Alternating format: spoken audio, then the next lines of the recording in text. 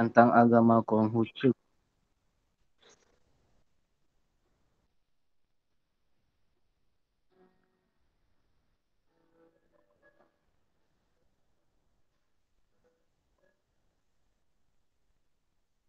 Latar belakang masalah.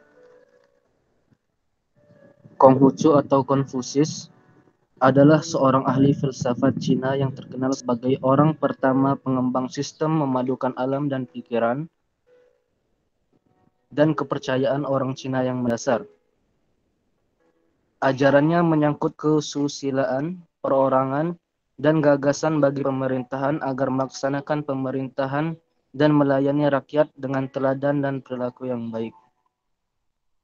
Agama Konfusius atau Konghucu atau Konfusianisme adalah agama yang paling tua di Cina, tetapi bukan merupakan satu-satunya agama di sana. Sebagaimana sering dinyatakan dalam suatu pepatah Cina yang menyatakan bahwa Cina mempunyai 3 agama, tetapi yang 3 itu pun sebenarnya hanya satu. 3 agama yang dimaksud adalah Konfusianisme, Taoisme, dan Buddhisme. Pepatah tersebut berarti bahwa di Cina, ketiga agama tersebut telah saling berpengaruh, memengaruhi satu sama lain, sehingga sulit dan sukar membicarakan salah satunya tanpa mengaitkannya dengan yang lain. Pada abad ke-6 sebelum Masehi, kehidupan agama dan masyarakat Cina sudah sedemikian merosot. Kameranya dinyalakan ya.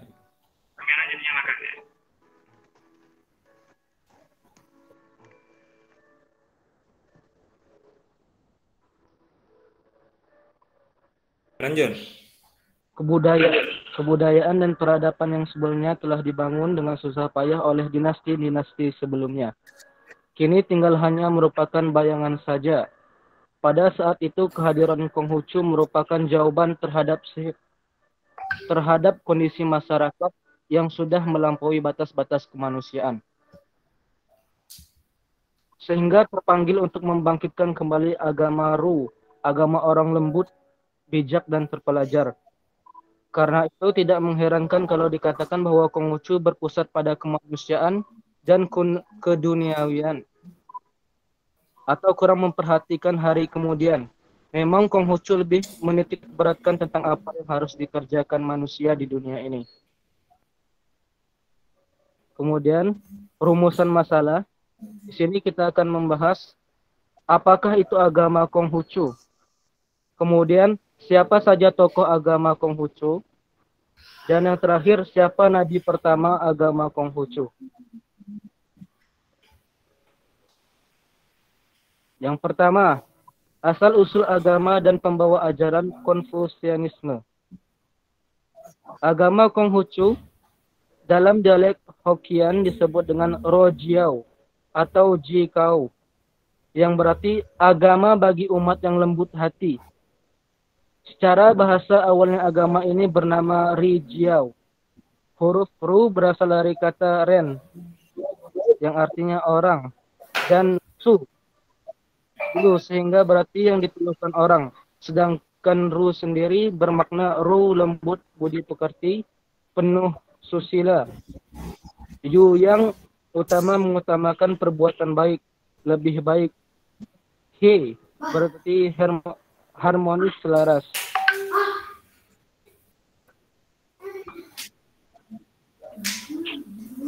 Maka Rijiao adalah ajaran agama untuk berbakti bagi kaum lembut budi pekerti yang mengutamakan perbuatan baik, selaras dan berkepentingan.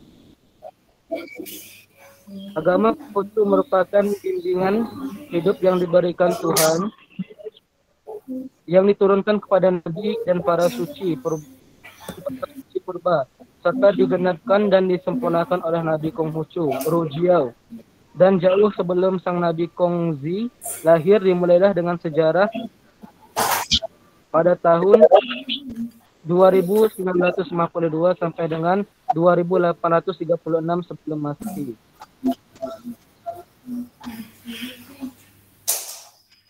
Sedangkan Nabi Kongzi adalah penerus pembaharu dan penyempurna agama Konghucu. Dalam agama Konghucu setidaknya dikenal ada 29 nabi mulai dari Fuzi sampai Konghucu. Dari 2950 sebelum Masehi sampai dengan 550 sesudah Masehi. Bila dihitung dengan sebelum Masehi. Sekitar abad 16 Masehi, Matteo Ricci, salah satu misionaris dari Italia, melihat bahwa di antara nabi-nabi dalam Rojiao, Nabi Konghucu lah yang terbesar. Sejak saat itu istilah Konfusianisme lebih populer dan di Indonesia dikenal sebagai agama Konghucu. Menurut Kosa katanya sendiri, Rujiao berarti agama yang mengutamakan kelembutan dan atau keharmonisan. Di dalam Yang Zi, diartikan sebagai Tong Tian, Biren, atau yang menjalinkan Tian, Tuhan. Di artinya alam atau bumi, dan Ren artinya manusia. Agama Konghucu merupakan agama monoteis. Agama tersebut hanya mengenal satu Tuhan, yakni dikenal dengan istilah Tian, Tuhan yang Maha Esa, Sang Di, Tuhan yang Maha Kuasa. Memahami agama Konghucu, terlebih dahulu kita wajib mengetahui sejarahnya sejak dari awal sampai sekarang. Dari beberapa literatur dapat dikatakan bahwa Nabi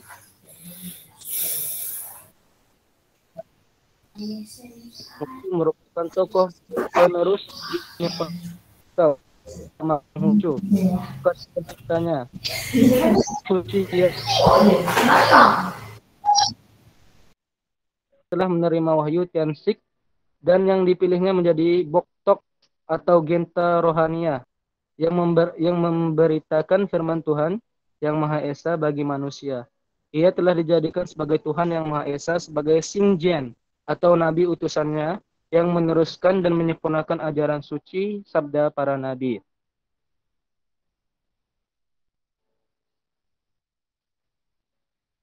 Dari uraian di atas dapat diketahui bahwa agama Konghucu muncul bukan pada zaman Nabi Konghucu, melainkan sudah diturunkan Tuhan puluhan ribu abad atau ribuan tahun sebelum kehidupan Nabi Konghucu.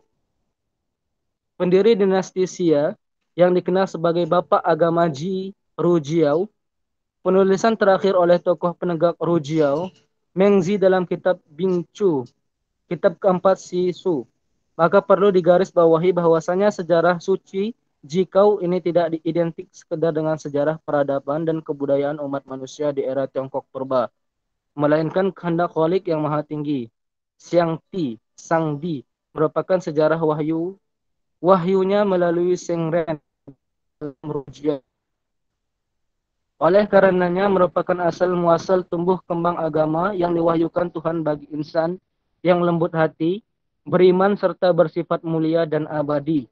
Maka disebut sejarah suci Rujiao beserta kitab-kitab sucinya.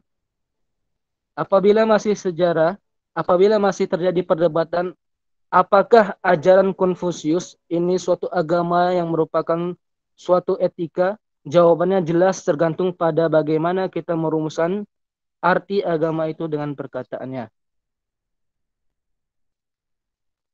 Adapun mengenai biografi Nabi Konghucu, ialah seorang nabi yang hidup sekitar 2500 tahun yang lalu. Lahir pada bulan 8 tanggal 27 Lemlik 551 sebelum Masehi dan wafat pada bulan 2 tanggal 18 Lemlik 479 sebelum Masehi. Beliau lahir di negeri Lo, bagian tengah Jazirah Santung. Ayahnya bernama Khong Hut alias Siok Liang, seorang perwira keturunan bangsawan negeri Song. Dia seorang perwira di negeri itu yang berperawakan kekar dan perkasa, berwatak sederhana dan taat kepada Tuhan, berbakti kepada leluhur dan mencintai tanggung rasa kepada sesamanya. Ibunya bernama Gantian Tijai. Nama beliau yang sebenarnya ialah Khiyu, yang berarti bukti, alias Tong Ni, yang artinya anak nomor 2 dari Bukit Ni. Beliau adalah anak bungsu, mempunyai 9 orang kakak perempuan dan seorang kakak laki-laki. Nabi Kongzi bermarga Kong berawal ada pejabat yang bernama Kongja. pada masa pemerintahan Kaisar Huangdi. Keturunan Kongji ini kemudian menggunakan Kong sebagai marganya. Cheng Tang yang bernama Tulu dari dinasti Shang. Ketika Konghucu berusia 4 tahun, ia bermain dengan teman-teman sebayanya dalam bermain. Ia senang memimpin teman-temannya dalam menyerukan orang-orang dewasa melakukan yang pada ibunya ia pernah meminta alat-alat sembahyang tiruan yang disebut Cho dan To. Menurut pokok pikiran Konfusianisme, peningkatan kesejahteraan manusia harus dimulai dengan pembinaan seorang melalui pendidikan. Kemudian, peningkatan ini melangkah menjadi aturan hidup keluarga dan kehidupan bangsa, bagi ketenangan dunia dan pada puncaknya bagi terciptanya kesejahteraan yang diidam-idamkan. Menurut Konfusianisme, alam manusia akan terjelma dengan baik lewat cinta kasih orang tua dan anaknya. Oleh karena itu, penekanan dengan anaknya baik di sekolah maupun di masyarakat, apabila seorang terhadap orang tuanya dapat diharapkan patuh terhadap penguasa, baik terhadap saudaranya dan dapat dipercaya oleh teman-temannya. Konsep ketuhanan agama Konghucu. Dinafsi dong. Saya buka. Tuhan dalam Konghucu tidak dapat diperkirakan dan Informasi.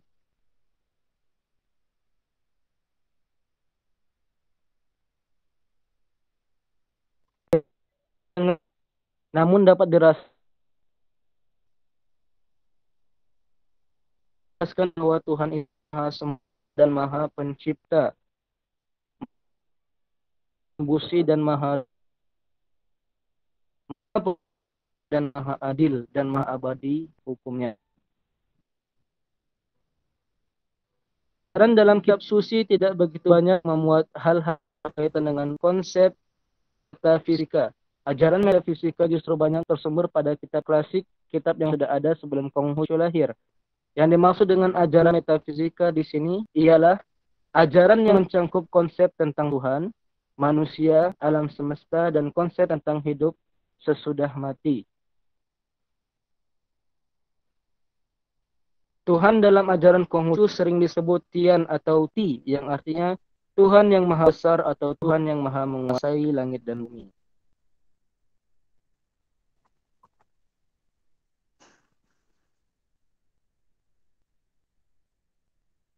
Etika dalam agama Konghucu.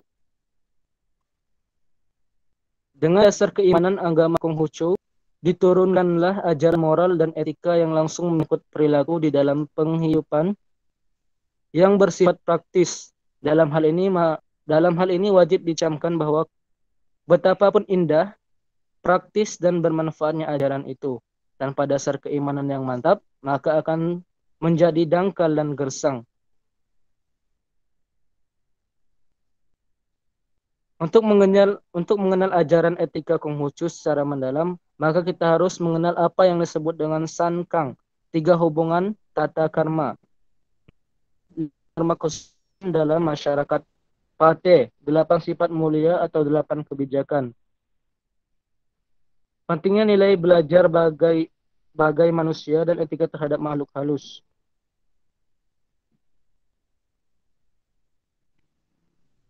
Yang pertama, Sangkan, 3 hubungan atau tata karma. Pengertian dari Sankang atau 3 berhubungan tata karma ini adalah, yang pertama, hubungan raja dengan menteri atau atasan dengan bawahan. Seorang raja memperlakukan menterinya dengan li, kesopanan atau penuh dengan budi pekerti yang baik. Seorang menteri mengabdi kepada raja dengan kesetiaannya. Perkataan Konghucu di atas menggambarkan bahwa seorang pemimpin haruslah bersifat arif dan bijaksana terhadap orang yang dipimpinnya. Dan begitu juga seorang bawahan haruslah dapat menghormati atasannya sebagaimana layaknya seorang atasan. Yang kedua, hubungan orang tua dengan anak. Konghucu juga membicarakan tentang hubungan bapak dengan anak-anaknya, dan juga sebaliknya hubungan anak dengan orang tuanya. Raja berfungsi sebagai fungsi, menteri berfungsi sebagai menteri, ayah berfungsi sebagai ayah, dan anak berfungsi sebagai anak. Perkataan Konghucu di atas menggambarkan bahwa dalam kehidupan sehari-hari seseorang harus dapat menempatkan fungsi sosialnya dengan baik. Yang ketiga, hubungan suami dengan istri. Bagi Konghucu, hubungan suami dengan istri haruslah juga didasarkan pada sifat baik dan terpuji. Seorang suami haruslah dapat menghormati istrinya dan begitu juga sebaliknya. Hal ini dapat dilihat dari kata Mencius bawah ini. Menurut mengikuti sifat-sifat yang benar, itulah jalan suci bagi seorang wanita. Istri yang baik, istri yang tunduk dan patuh terhadap perintah suaminya. Dan istri yang tidak baik adalah istri yang selalu melanggar perintah suaminya. Sejarah agama Konghucu di Indonesia. Tionghoa Wei Quan.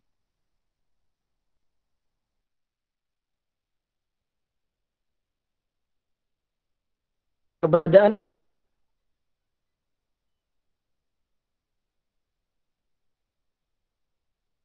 agama Konghucu Cukup ya.